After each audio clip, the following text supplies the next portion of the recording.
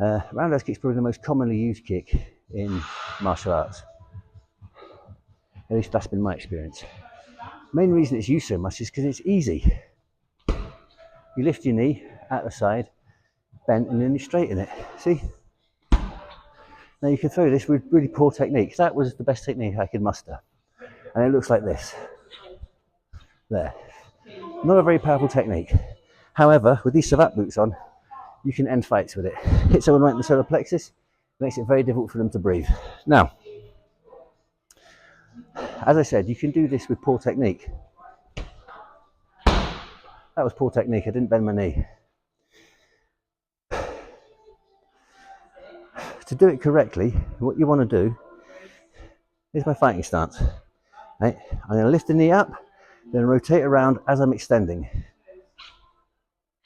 And back on the floor in the same place. Here. Like that. Now there are other ways of throwing it. I can switch my legs.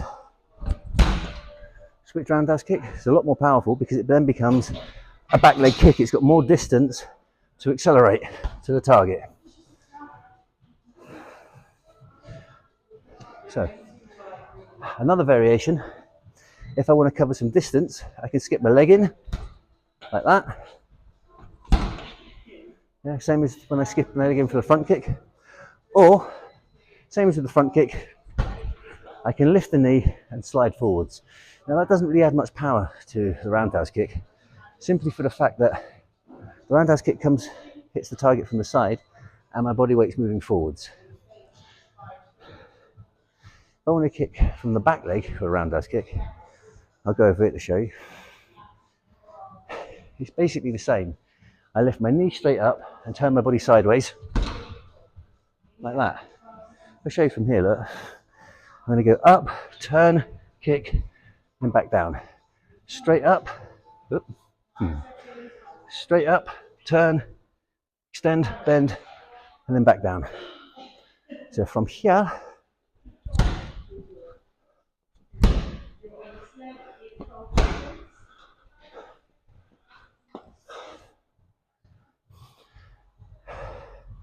this technique's a lot more powerful. It's a lot harder to land though, because your opponent has more time to see it coming and more room to maneuver to either get out of the way, block it, deal with it in whatever way you want.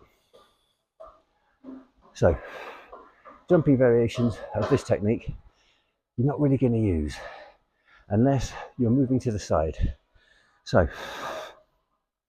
someone's coming towards me, I can move to the side like that.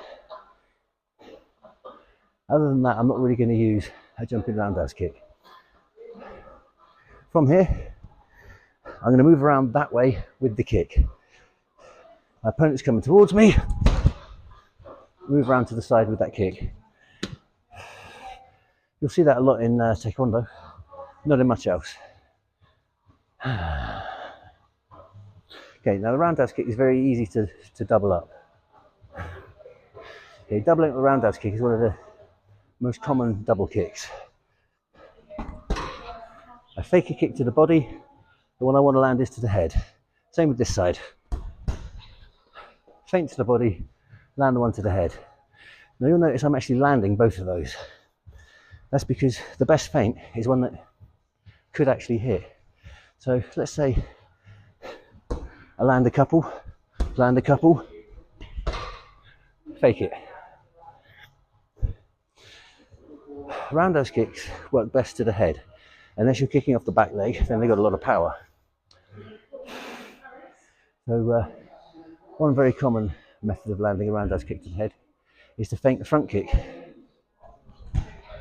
Like that. You can do it this way. It's a little bit harder.